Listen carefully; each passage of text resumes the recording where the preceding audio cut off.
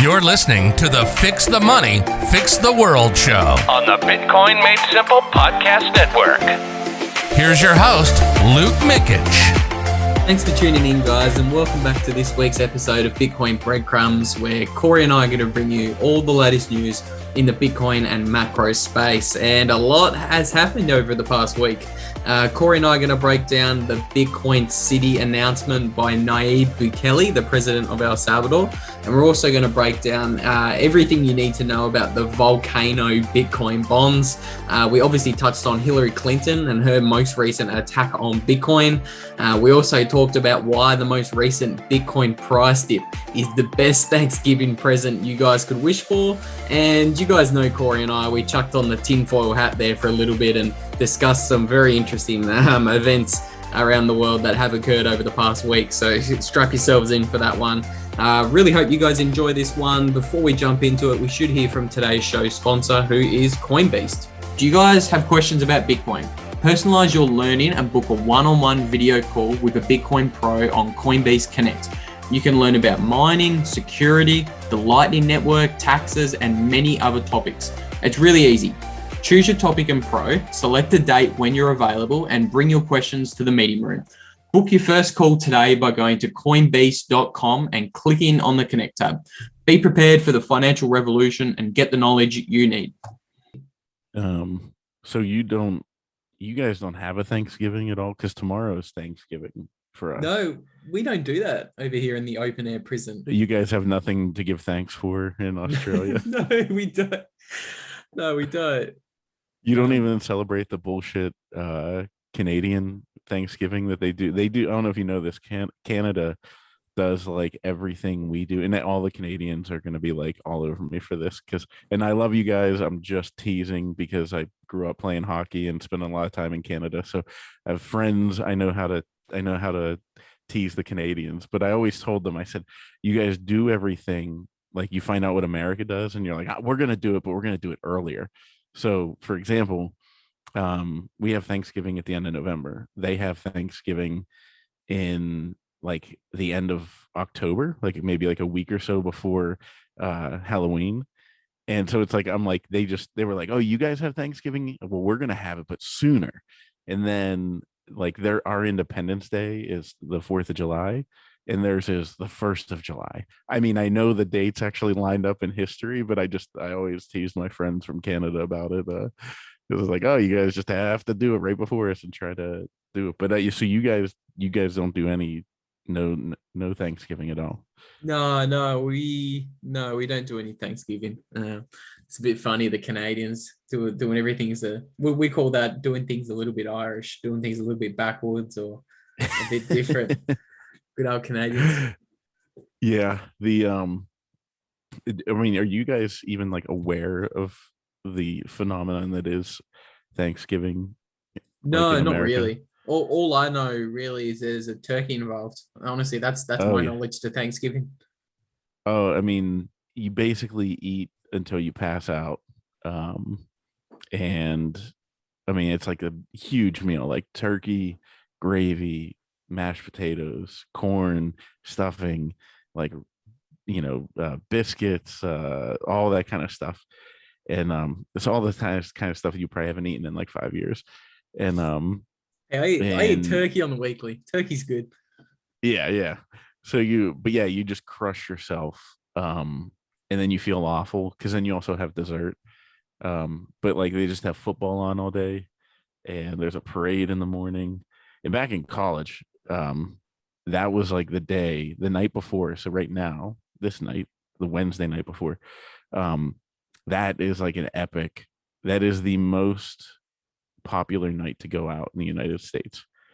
Like the bars it's the best night for the bars, even better than New Year's, because everybody would come home from college and like all meet up and like want to see everybody in the hometown. And then as you get older, I mean, I guess other people do. I don't, but like other people get together and, I see my friends whenever we get a chance to get together. I don't have to go on Thanksgiving, but yeah, it's like you go into like your regular bar and it's just like packed to the brim. Probably looks like, England, like pubs on like at 4:30 on a weekday. Have you ever been to England? No, I've never been overseas. Oh, dude, yeah, the pubs in England just pour out to like the sidewalk. I was with my people there. Like I really got along with the English whenever we visited. I had I was one with them. We were on the same wavelength. They do like a But drink. When I come over to the US, you have to take my Thanksgiving virginity away, and we'll have to celebrate one. just Somewhere do it else, even if it's not Thanksgiving. yeah, yeah, something like that. Somewhere else that I'd want to go, Corey, is maybe El Salvador. What are your thoughts on the big news of the week with the Bitcoin City being announced? Um, so I mean, I think it's awesome. And I think that I don't know. I mean, I think that it may be 50 years from now, um, or 100 years from now, this Bitcoin play by El Salvador is going to be looked at as one of those things that like just absolutely flipped the fortunes of a country and the people that live in the country. Um, it's just, I don't think, I mean, it's just kind of like how we look at Bitcoin in general. Um, that you, like we all know that the ramifications, like how big the ramifications of Bitcoin will be, and we're not sure how long it's going to take. We all hope like it's going to happen in the next couple years, or at least in the next decade. But like, a lot of us, it's also like I hope it happens in my lifetime, that hyper Bitcoinization takes over, the world's a better place, all that kind of stuff. But we all know that it's going there eventually. Um, and I feel like that is what is it like you're watching history, with Bitcoin City and El Salvador. Don't get me wrong, I'm like very, very like I kind of like giving the side eye to Bukele like the whole time, because I'm just like I don't know. I mean, I'm not a fan of like sacking um judges in the courts. I mean, that's all like it is with a lot of authoritarian tendencies that he's shown. um but the one thing I've said all along is that one thing you can't deny is that he has allowed a currency into his system that he can't control. He has given up control of the monetary system in his country. Even though they're dollarized, so he probably didn't really have control of it. Like no control of it. So maybe that's the reason they did it, is like so they can at least they're taking the control away from another country.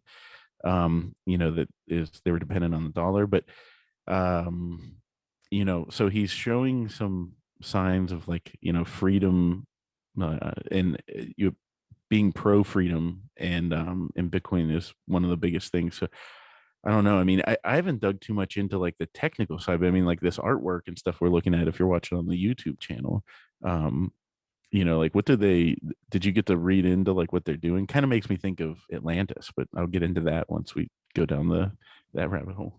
Yeah, so if anyone listening in on the podcasting apps, we just have a photo of what Bitcoin City is going to look like after El Salvador. I think they were spending $500 million to build it out, but essentially it's a big circular city right next to a volcano. And I think in that circular kind of city, I think they plan on having like the outline of a bee somewhere in there. So for the Bitcoin logo. Oh, So no way. yeah, it is a full-blown Bitcoin city, and I think I want to co-sign everything you said. Absolutely agree 100%. I think we're watching probably one of the bigger events in history unfold, and a lot of people are just kind of glossing over it. I think this is massive. I mean, people don't think too often about how like small and insignificant the colonies in America were at the time of the revolution. You know what I mean? Like the big powers were England, the French, um, just I mean, it's as far as Western powers, those were the top two, and those they were always at odds. But I mean, like America was nothing. So I'm not saying that America at that time was like, El Salvador now, and obviously they don't have the land size. They don't have the geographic area to expand. That being said, though, um, you could see something like El Salvador leading the way, and then other countries in that area almost becoming like states, and they form a union or a republic of some kind, that they all help each other and build this Bitcoin. It could be a massive union of countries that are all on a Bitcoin standard, and taking the power away from the IMF and the the US and everybody else. Yeah, I couldn't agree more. It's absolutely massive. And to your point about the US being small only 50 to 100 years ago, that's 100% true. And El Salvador is only small now. How many people live in El Salvador? Is it something like 5 or 10 million people? Somewhere in Something that. like that, yeah. So they're a really small nation. And I think making a bet like this will certainly improve their prospects of people wanting to move over there in the future.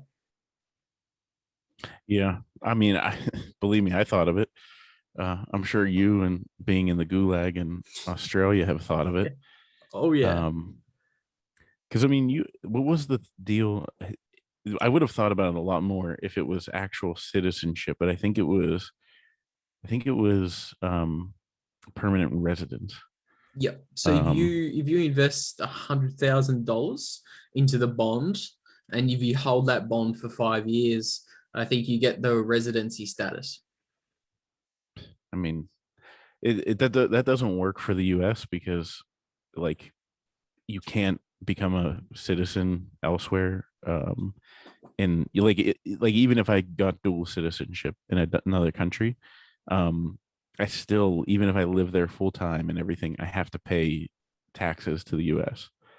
Yep. The only way you can get out of that is renouncing your citizenship, um, which I'm a proud American, so I don't see that happening. But and also I think it's the best place in the world, um, at the moment. So not saying it's great. It's just it's better than all the other alternatives.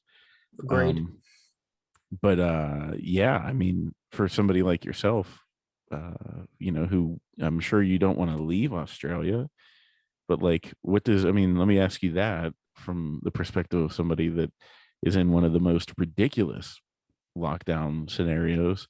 Um, you see something like this. What are you actually thinking about? Because I can't fathom that. And I'm sure I think half of our listeners are in the United States. So, like, we can't even really understand what you guys are going through right now.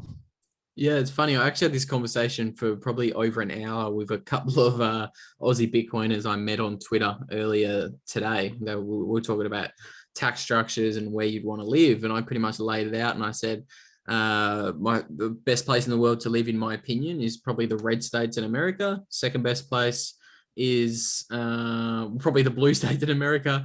The next best place after then is probably somewhere like Mexico, but you have the risks of obviously like the goddamn cartel there, and Yeah.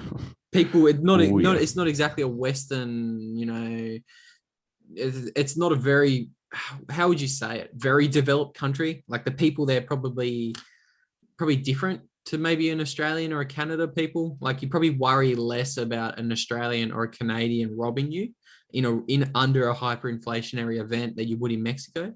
Although I've never been there, Yeah. so please, listeners, tear me one in the comments if I'm talking smack. And everyone in Mexico is lovely. But yes, It red depends states on in where you go, America but number. yeah, go ahead. No, I was just gonna say red. I was rambling. Red states in America No, no, number no, go one. for it. I ramble, dude. I ramble so much. So it's your turn to ramble. Yeah, yeah. So Everybody's probably saying they're like just waiting on bated breath to hear more Luke. And they're like, if Cory could get just out of shut here. up and get out of the way. Just get out of the way. They don't want to hear my. They don't want to hear my smack. Yeah, it was red states in the US, best place in the world to live. Second best place is Mexico. And get this, everybody's going to think I'm biased, but let me explain it. Third best place in the world is probably Australia. What? What? No, no. That's you mean the place where they have concentration camps right now for Yes. the COVID concentration camps? Yes. And Um, and the place that I am an unvaccinated person, and literally in one of the states very close to where I live, they reportedly sent the military in and force vaccinated 30 people, 30 Aboriginal people in that town. And I still think Australia's up there with one of the better places to weather the storm in the coming hyperinflationary currency transition event that we're going to go through. So I'm looking at multiple different things. Um, I want to what live in a plays into country that? that's warm year round.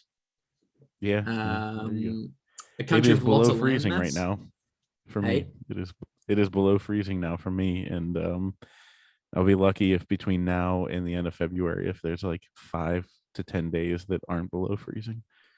now what happens? Now what happens? The same thing's happening in Europe. In Europe, electricity prices have doubled, and they're having over the past 12 months, and they're having an absolute energy crisis. And there's all these articles coming out saying people could goddamn freeze to death during winter.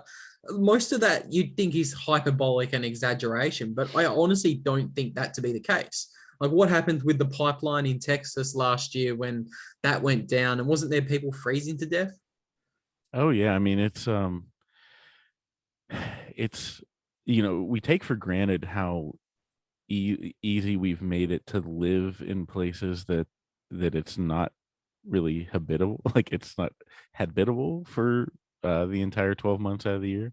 Yep. um because I mean, like in Pennsylvania, um like you can't grow anything from from the New York, like anywhere up in like in the New England area, like you had to make your, back in the day whenever it was like all farms, I mean, you had to make your yield. You had to get your food, you had to store up and then get ready and basically hunker down for winter. um and so now everybody's become so soft because we're so dependent on, like, oh, the grid's fine. Meanwhile, the grid's so susceptible, like, I mean, it's so vulnerable. Uh and yeah, I mean, I think it would be it would be rough because it's not going to be like people can all of a sudden just boom go back to like what their ancestors were doing and farming the land. Like it's going to be a stark transition for a lot of people who need their food to come out of a freezer in a Walmart somewhere. um and all of a sudden you don't have electricity. Yikes. Well, it's not you know just you don't you. It's not just you talking about the threat of energy grids being weak and unstable. You got Klaus Schwab, head of the World Economic Forum. He's openly saying, look, I think there's a 12% chance that the internet and the power grid goes out for possibly months at a time before 2030. He says cyber attacks and cyber terrorism is one of the biggest risks going around. And I'd encourage listeners to go and Google cyber polygon because that was the simulation Klaus Schwab from the World Economic Forum held in 2021. And he said there's a 12% chance of grids going down for months at a time. And Yeah, and obviously, that we all guy's know. definitely not a nefarious actor or anything. Like, there's nothing suspicious about any of those things. This isn't the same group of people at all, and I'm being sarcastic, that did the simulation of a coronavirus lockdown scenario. That, I mean, it's they did this. They did this before. What was it, 2019 or 18? October They did. 2019, 2 months before COVID. Um, so yeah, I mean, that's, I mean, my story, and I've been telling people. I mean, I'm not gonna tell people where we're going, but I got land. I got land. We're going to, and we have our own water source. And not, I get that not everybody can do this, but I just can't stress how much relief it gives me. And then I also found out that we have natural gas underneath the property. Um, Even better. and we own it. It's ours. Yeah, so I'm planning on Bitcoin miners, as a backup source to heat our house. This is how this is how serendipitous this house is for us. So we're going through the house, and they had left a decent amount of stuff, um, because they had moved. The couple had moved already, And one of the things they left behind was a generator. And I was like, oh man, like this is perfect. And so we just asked them. They're like, yeah, you can have the generator, I mean, I think we paid them like, I don't know, some like couple $150 or something. But I'm just like, all right, got my generator, gonna get some hash huts going. I'm gonna talk to, Adamo with upstream and, start doing my wife wants me to only do one miner to start. She's like, just get one and then we'll see how it goes. But apparently the S9 sound like vacuum cleaners. Do you run any of those? Nah, I don't have any miners, so I'm not sure Oh what I'm yeah, doing. that's right. Obviously, and if you did, you would have lost them in a boat. So Exactly. but yeah, But I mean, yeah, people don't think about how how susceptible we are to something like that. We just take for granted that you walk in a room, flick a light switch on, and the power comes on. I mean, do you know how the internet? There's like literally. I mean, now they use satellites. Obviously, is part of it, but like there's like a cable that like goes across the ocean, like yeah. like like lays on the ocean floor or whatever, and it's just like it comes out like at the beach on the other side of like the ocean. It's not exactly the most secure thing in the world. Yeah. I'm not saying Klaus is right. I'm just saying these are lots of things I This think guy, about when planning where to he live predicts a during lot. the. He is right a lot. These are just all things I take into consideration. So we, Coincidentally, hey, coincidentally, he's right a lot. lots of coincidences. So Yeah. yeah, that's where I narrow it down. A country has to be warm weather, has to have lots of land mass. So if shit hits the So fan, that's your next thing. You guys have tons of land.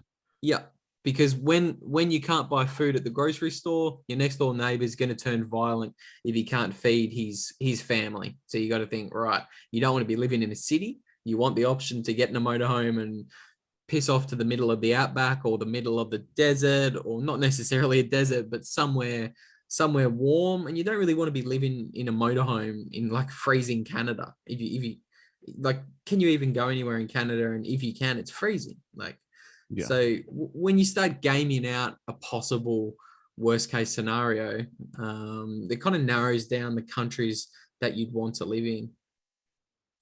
Now, so in the outback, are you trained to live in the outback? Yeah. Because you say you're an Aussie bogan. I forget this kid's name. He was not a child actor, but he was like 16 or 17 working on this movie I was working on. I'm not gonna I'm not gonna waste time trying to look him up now, but he was from Australia, and he was telling me this story that I don't know if it was like he was like in the Boy Scouts, or like we have something in the States called Boy Scouts. Um, and he had to like go out at the age of like 16 and spend like a weekend in the outback by himself. Like, I don't know, is that a thing? Yeah, there's an outback here. It's massive. It's probably the size of some of your states over there, just desert and desert. But I wouldn't be Well, going yeah, but I there. mean, do they make like is there like a scout type thing that like kids growing up can learn to like live off the Yep, land? And did you have to do that? I didn't do that specifically. Have you hunted? Yep, and I got my gun license. Oh, so you are one of the few people in the country that does have a gun. Yeah. So this is another thing that I bounce off the Americans. I'm like, well, I've got a gun here. In America, I wouldn't be able to get a gun as like a No, traveling you wouldn't. residency. No, Yeah. hell no. So No, you that's just another thing you've got to weigh up. well, how did you get a gun in Australia? I thought that basically nobody had guns. Yeah, that's the narrative. If you just go in there and you say you're hunting and you go to a license and a safety course for hunting, or you could even say it's target shooting just for fun, recreationally, you can go get a gun license. And you're allowed to have them. Like you keep like it's not like they just you have to go like pick one up and rent one at the store or something like that. No, I Like got you a can actually 22 have and it a in your yeah, I got a 22 and a 308 just over there, all locked up. It has to be in a safe, obviously, but yeah. yeah. Oh, nice. Now you're not allowed to like conceal carry. Nah, no, no, no, nothing like that. Absolutely, it's Yeah, not that cool.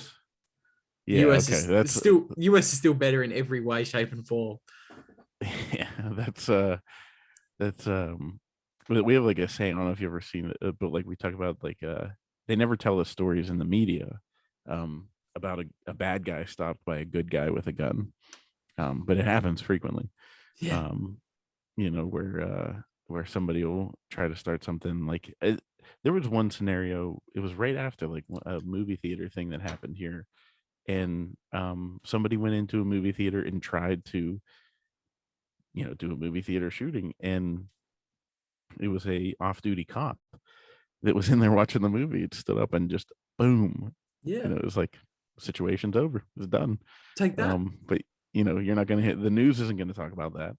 So anyway, so you do go hunting. Yep. What do you guys hunt in the outback? Pretty much just kangaroo. You're supposed to go deer hunting. That's the most Australian thing I've ever heard in my life. There's roos everywhere, mate. Like do they like what, like do you see them like I would see like chipmunks, like they're just like in your backyard, like do they like come Nah, walking through? nah. Probably maybe once every couple of months you'll see one on the highway. But it's very rare. If you go shooting though, you see them. And are they a good source of meat? Yeah, shit, yeah. I literally go and buy the kanga bangers, the kangaroo sausages from the shops, and uh, kangaroo's delicious. Kangaroo burgers, they're good. Um, you do you call them bangers and mash, just like yeah, the okay, so yeah, I had when me and my wife were in England, we were in London, and we had a couple drinks. We were sitting in a pub, and I was talking to the locals, and I said bangers and mash. I'm like, what in the world? And they're like, yeah, it's just sausages and mashed potatoes. And I was like, are they called bangers because they look like the male genitalia? And my wife's just sitting there like Oh my white, god. like her face is becoming like beet red.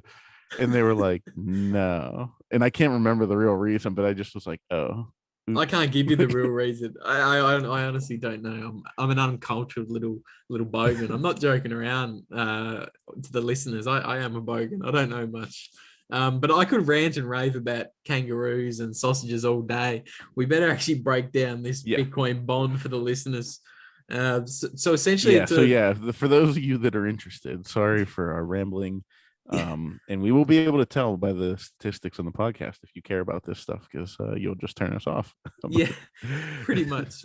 So for those of you who we've still got the $1 billion bond that Nayib Bukele is putting forward, it's essentially the coupon rate is 6.5%. So for the whole 10 Annual. years, hey, so Annual. yes, yeah. So for the whole 10 years, you get 6.5% on the bond. And then there's a really interesting part to this. It's not a normal bond, it's a Bitcoin bond. So after the first 5 years, you actually get like kind of a Bitcoin kicker or a Bitcoin special interest.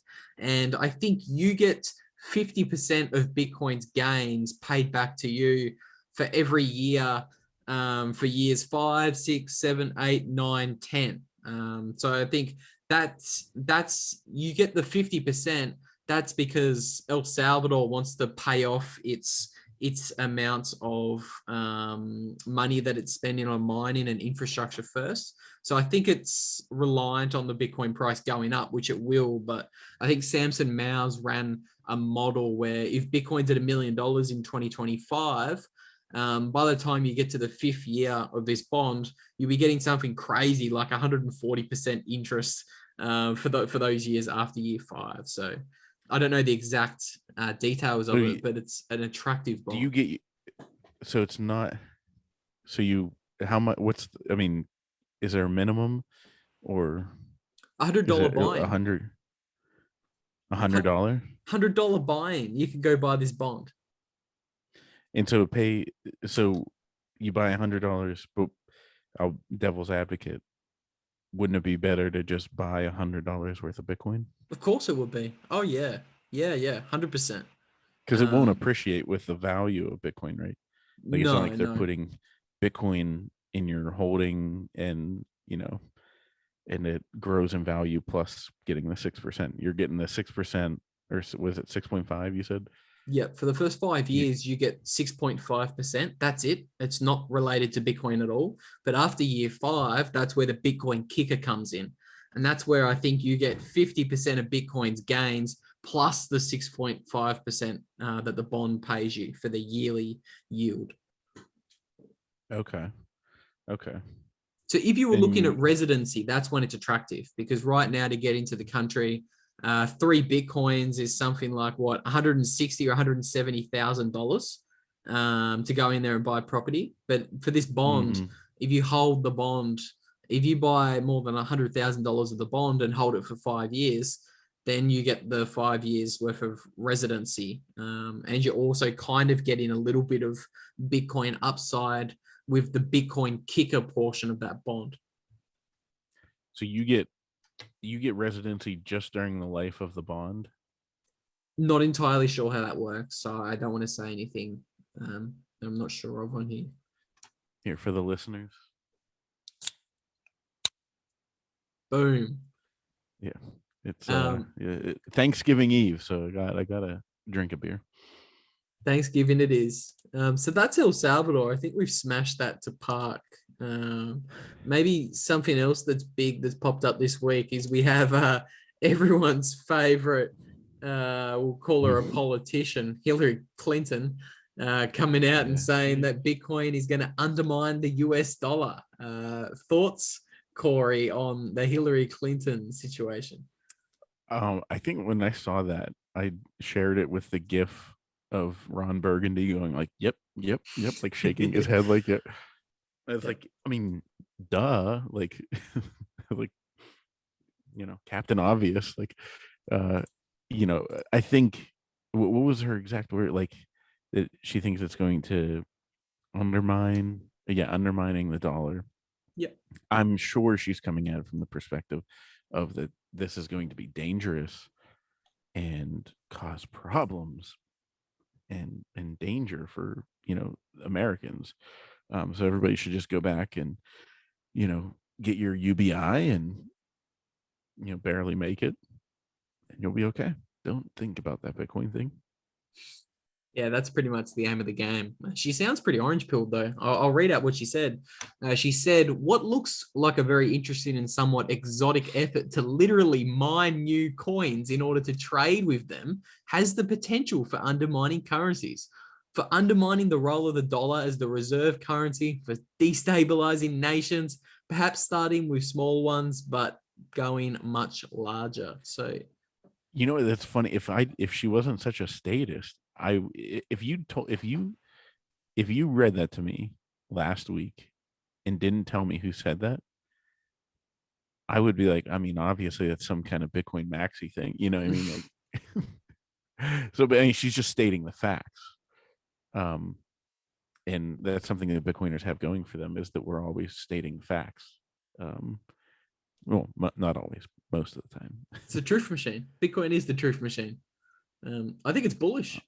Like she says, it's undermining the role of the dollar and it's going to destabilize nations. I don't specifically agree with the destabilizing nations part of it. I think printing your money into oblivion during a hyperinflationary event, I think that's much more destabilizing than Bitcoin, a savings account that doesn't steal your money. But she gets it. Yeah. Now I wonder why she's coming out and saying that now. Because it's not by accident. None of this stuff. I mean, I'm sure a lot of people know this stuff by now, but I mean, and have started, especially in the Bitcoin world, have figured this out. But you have to look at things like that all the time. And I mean, none of these things, news stories, all this, propaganda that's in the corporate media, none of it comes out by accident. The timing of it is not by, I mean, I'm not saying there's a, grand conspiracy. I'm just wondering, are they priming the American people for waving the white flag to say that we have to accept Bitcoin? Or, I mean, I don't know. I'm just I lo- thinking out loud right now. That's what we do here at the weekly Bitcoin Breadcrumbs. I love that you called it the corporate media. Couldn't agree more. Please, listeners, don't refer to them as the mainstream media. They do not We are reflect the the views of mainstream the. media. Joe Hey, Rogan's the mainstream media. yes, Rogan's the mainstream media. The corporate media does not reflect the views of the mainstream. They reflect the views of the corporate propaganda that they want you to eat up. I just love that. But yeah, not a coincidence at all that this came out the day after El Salvador Bitcoin bonds. The same kind of propaganda was seen when they made it go legal tender. Everyone can remember the DDoS attack on the exchanges the very minute that El Salvador's Bitcoin legal tender went live. And obviously that caused like a 20% crash in the Bitcoin price on the day that El Salvador went live with the bill. And obviously all the FUD articles came out in the following days. Not a When was that? coincidence. Was that in September? Yeah, September 6th or 7th. In so the DDoS, which exchanges went down? All of them. Most of the big ones did. I think Coinbase, Binance. I mean, Coinbase always goes down. Yeah. But I have it on my phone just to open it whenever the price goes like one way or the other, because it without fail will be down. It's always every time. I mean, I saw somebody early on say that they were like, you know, like, there's a couple things that are certain in life: death, taxes, and when the Bitcoin price is going up or down significantly, Coinbase is down or something like that. And so I was like, oh, I wonder. So yeah, once I saw that, yeah, every single time it's always dying. every single time. Oh, For listeners, I've pulled up a price chart, and you guys would be a little bit curious, thinking what's going on, because Cory and I, we don't really talk about price that much. We don't really do that too much. But I got a message this week, somebody saying, "Oh, Bitcoin's crashing. It's dipped. It's down like what 10 or 15%." And I sent them this chart. This is a 12-year log chart of Bitcoin with that arrow, and I said, "What dip? Bitcoin hasn't dipped." Even yeah, this is even showing the El Salvador dip. This is just up and to the right. yeah. I mean, it's funny because I don't let price affect me too much. But I had to put a certain amount of Bitcoin onto an exchange. I know everybody's gonna crush me for that.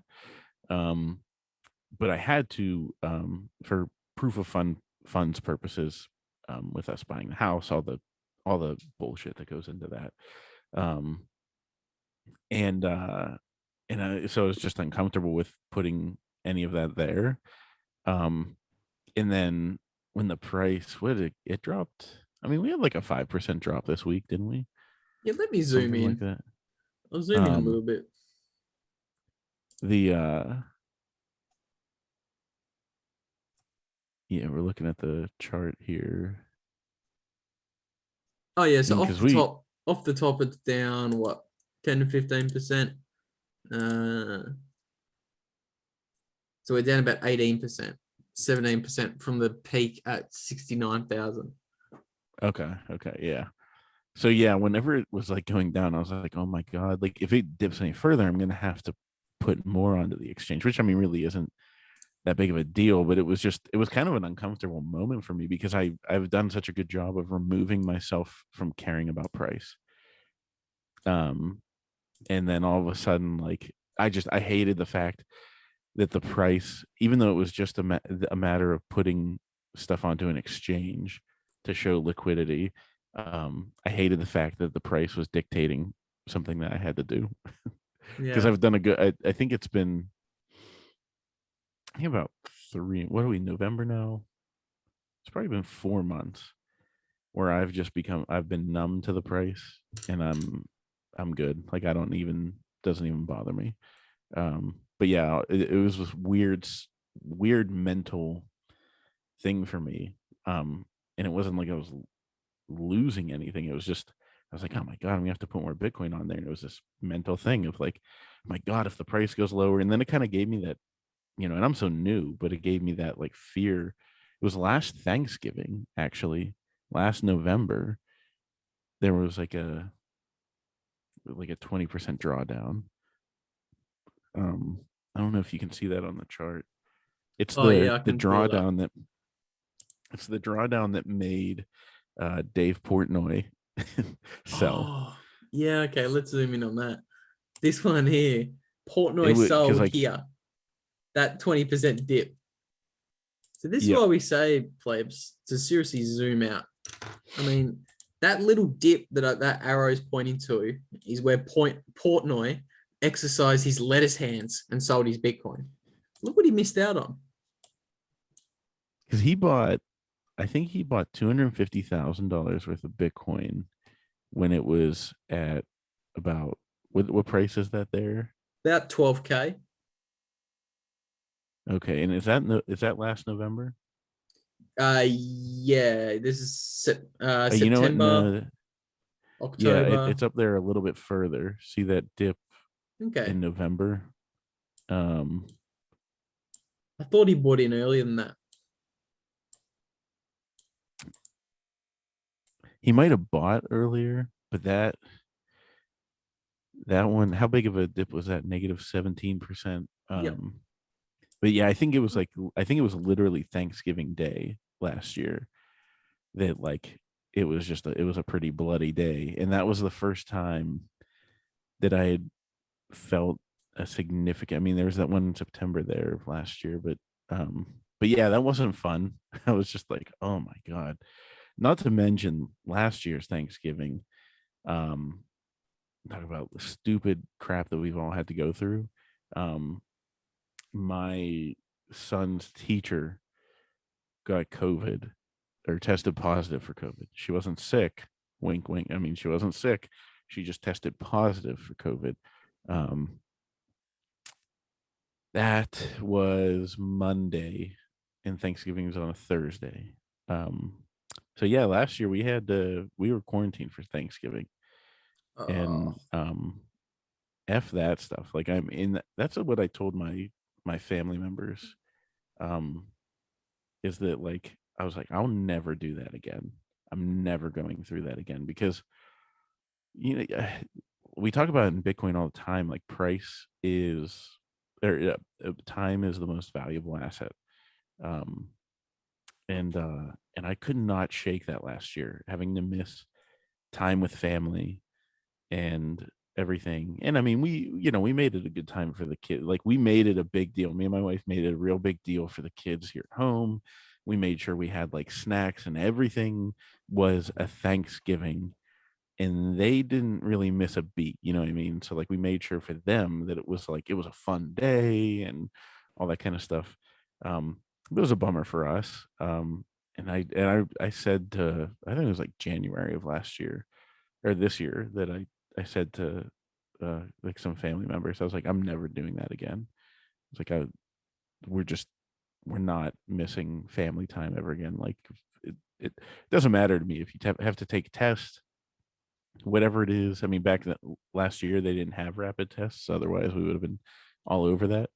Um, yeah, I refuse to, even the initial lockdown where like my parents and my in-laws would come over and visit the kids and us, and like we'd all like sit on the porch, and like but like we sat on the porch and like didn't even get close to each other. Nope, not doing that again. don't bow Never to doing that tyranny. again. Don't do it, No. freaks. Don't bow to tyranny. Don't. The propaganda, it all ends when you say it ends. Put your foot down. No more lockdowns. No more bullshit. People are seeing No more through the money printing. No more money printing. Bitcoin fixes that. Bitcoin fixes Yep. that. So Especially, that's what annoys me though. Like, this is what really gets me going about the scam demic, as I call it, or the controlled demolition. That's another way I like to frame it. Is kids are at their like most impressionable ages when they're young, and it affects their psychology the most. And I just imagine like a 1 or 2 or a 3-year-old growing up, and their mum and dad's masking them, and their parents are masked. And if you take away like the visual, like what a face looks, it essentially just dehumanizes humans. And Yep. I think that is affecting kids in a big way. So I'm Yeah, I against mean, masking, especially for kids. Like, yeah, yeah, the first time that our son, our oldest, was 4 at the time. Um, when the first time that we waited as long as possible, the first time he had to wear a mask, me and my wife literally cried. Like yeah, it was like, you know, just felt like you were taking away their identity, yep. their individuality, and so yeah, I mean, we've made a conscious effort, um, because then our other son was born at the end of 2019, um, and He got like, it. yeah, like he was just like, uh, you know, he was not even 6 months old or whatever whenever COVID happened. So I was just like, I refuse to let them grow up thinking that this is what life is. And so that's what I mean, I'm telling the plebs, I mean, if you can, absolutely get out of cities. Get out of cities. And this, I know we're talking about COVID now, kind of. Um, but it ties into Bitcoin, and the monetary system is going to probably collapse. We're probably going to experience hyperinflation. There's probably going to be more lockdowns because of stuff like that. Um, and there's going to be a lot of unrest. Um, but if you boil it down to everything that we've gone through in the last year and a half, and my wife and I said, no, like we're done. Um, we're done. So we are, moving to a place where we have enough space for the kids to be able to run and experience life. And generally speaking, the further away you get from cities, the less people give a shit about this stuff, about all the propaganda. Because and it's funny too. Like, I've talked to people that have come, out this way, like Pennsylvania, Pittsburgh, that are out in California or in LA, where it's like lockdown city. Um, and they were like, I didn't know that like masks were just a suggestion here. And I was like, what? And they're like, yeah, like you can't go anywhere. Like you can't in LA. It's complete.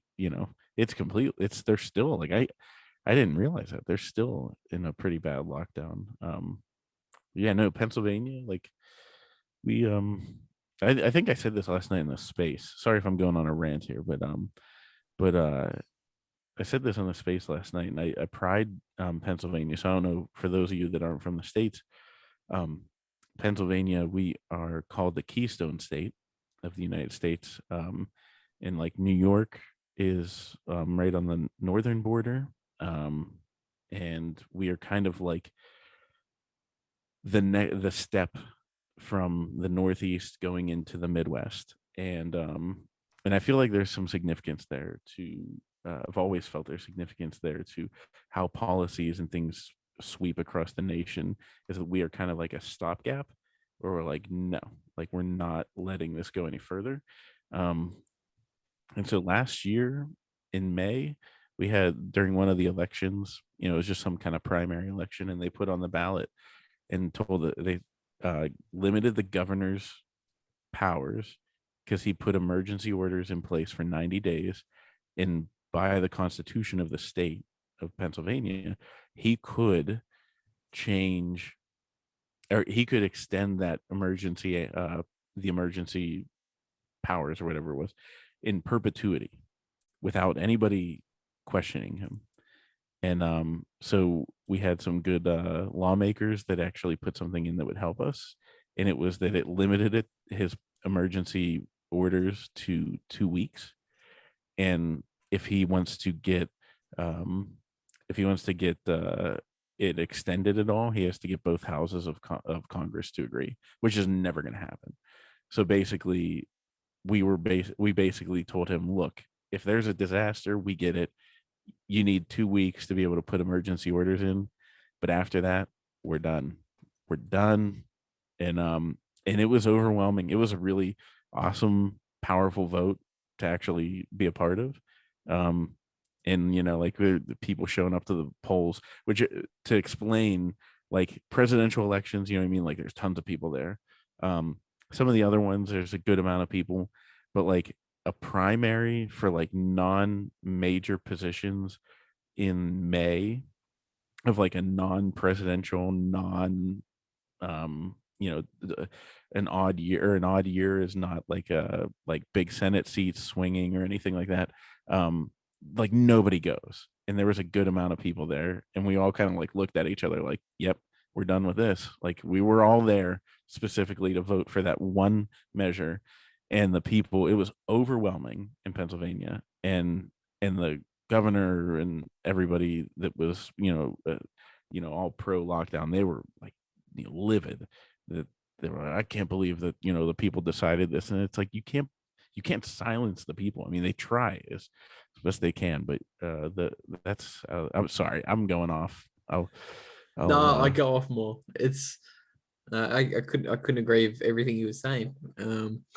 That's yeah. I mean, politics. I don't even want to comment on politics. I mean, when the most free country in the world is still living under vaccine mandates and lockdowns, it makes you question whether politics is a real thing or not. Like I can't even get into a red state at the moment. If politics were real, I should be able to get into a state that opposed vaccine passports. But you said something really interesting. Get out of the cities. I love that, and we say that nearly every weekly episode, and I think that's something that you can do because I think a lot of people, they kind of a little bit, especially out of the Bitcoin space, they kind of feel a little bit not helpless, but they feel a little bit caged in what they can actually do. I can't do this. I can't move to the country I want to go to, but you can certainly take steps. And I think getting out of cities is a great way. Like you said it earlier, out of the cities, people don't care about the tyranny or the bullshit. I've noticed that as well over here. Like in the cities, everybody's masked up, but if you go 20 to 30 Ks out, like a lot less people are masked up and a little bit more free and easygoing. So maybe that's a good place to wrap this one up on. Was there anything else this week that caught your attention, Cory? No, but I'm looking at this chart. I will point this Bullish. out because uh this story, and I'll tell people, if you haven't listened to my initial interview with Guy Swan back in like April, go check it out because he gives a great breakdown of the block size wars and everything. We ended up talking for like 2 hours and 15 minutes. It was like a Rogan level like length. Like we didn't even realize how much time had gone. But if you look at the chart in 2011, there's that wick on that candle where it goes up to um it goes up to 30-ish dollars. Yeah. Yeah, 40, something like that. So just looking at that now, I know for a fact that that is where he bought um Bitcoin initially. Because so the funny thing is, like, he was telling me the story, and I so everybody, like, first of all, Guy, he's a he's there's a lot of us, there's a lot of these people that are in Bitcoin, but he's one of the good guys, just a good person. um and I recommend everybody, kind of follow him, listen to his guys takes on Bitcoin Audible. um couldn't recommend that more, because he's a good, level-headed mind in this Bitcoin space where it can be very volatile. The reason he's probably level-headed, so for plebs that are wondering why, I'm bringing this up, everybody sweats with the price. So he told me this story that him and his brother like learned about Bitcoin in 2011, and they were like talking about all night, and they were like, oh my god, it fixes everything, you know what I mean? And like he said, he was like, they were up until like the sun came up talking about how Bitcoin fixed everything. And obviously he probably thought that this would be fixed by like 2013, like, and it would be hyper Bitcoinized by then. but he said that Bitcoin was like 10 cents and at the time. And back then you couldn't just like go to an exchange. Like you had to go through all these different ways to buy it. And so they I don't even know how much money they had, but he was like, it wasn't much. But it was like all they had, like it was just this little amount that they had saved, and they were like, we're gonna buy Bitcoin. And the amount of time it took them to get to the exchange and be able to buy it, they literally bought that that wick where the is circled there, where it topped out in like the 40s or 30s or something like that, and then absolutely crashed back down to $1. It's like, how much of a drawdown is that from 93%. 90? Yeah, 93%. That's insane.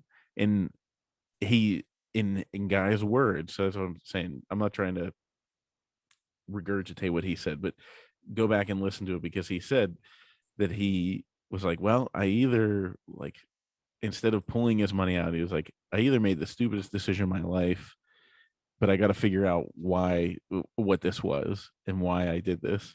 And obviously that just threw him down the rabbit hole further. And, but I mean, think about that. So hats off to him, because him and his brother, that's a 93% drop. Agorist View is his brother, Jeff Swan. If you follow him on Twitter, at Agorist View. 93% drop. And then it didn't recover to when? Like, that's like 2 years. It's probably about only 6 months is when it bottomed, but then it took a couple of years for it to get back to the price at where Guy bought.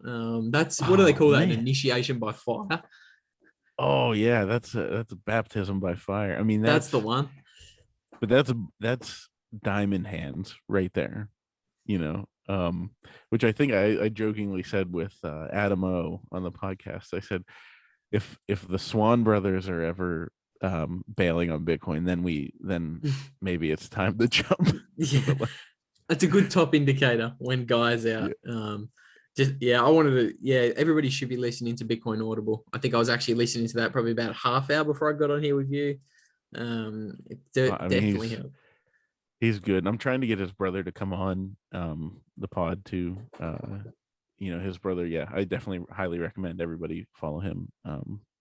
Just good independent libertarian mindset, and obviously an OG on Bitcoin. If you've been around Bitcoin since 2011, you've been around for a while. 100%. But all right, well, I guess we'll wrap it there, and we'll catch you guys next week. See you guys.